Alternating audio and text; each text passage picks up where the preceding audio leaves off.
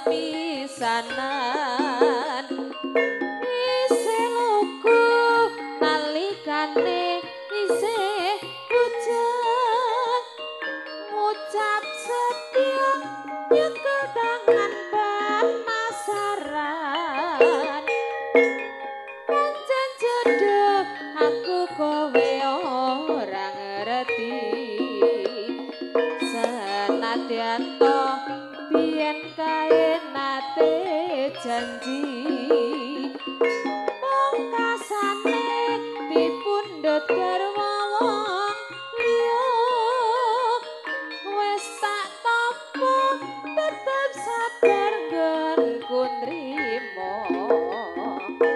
sakenane aku kepengin lalekne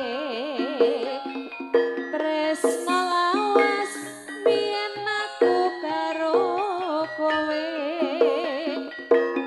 rasa tresno tak lalekne ora bisa nadyan kowe wis digarwa wong liya cerita tresno tak kira cukup semene tak simpene nadyan lara tak rasane ning kepiye aku kowe kerep weruh tresno lawas tukul malah dadi kesro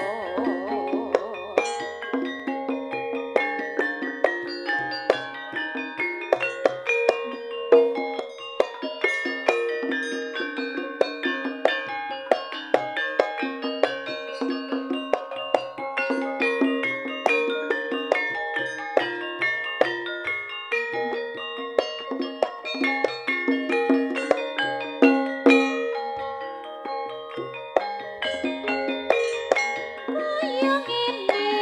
rasane pangga kelingan nalikane kenal kowe sepisanan isih lugu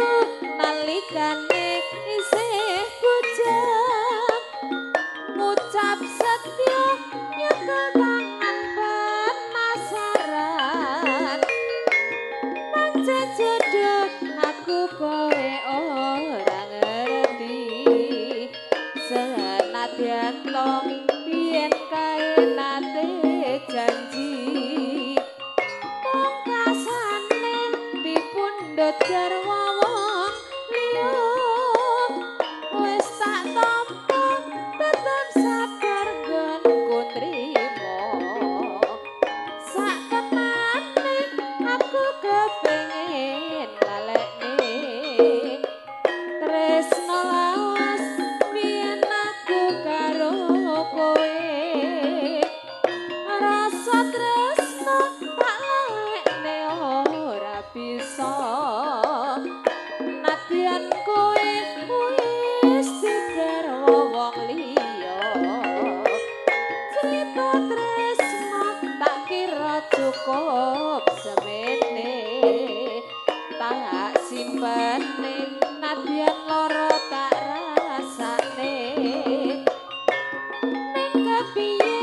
aku kowe kerep weruh tresno lawas tukul malah dadi kesro sakenane aku kepengin lalekne tresno lawas biyen aku karo kowe rasa tresno tak lalekne ora bisa nadyan kowe wis digarwa wong liya cerita tresno tak kira cukup semene tak simpene nadyan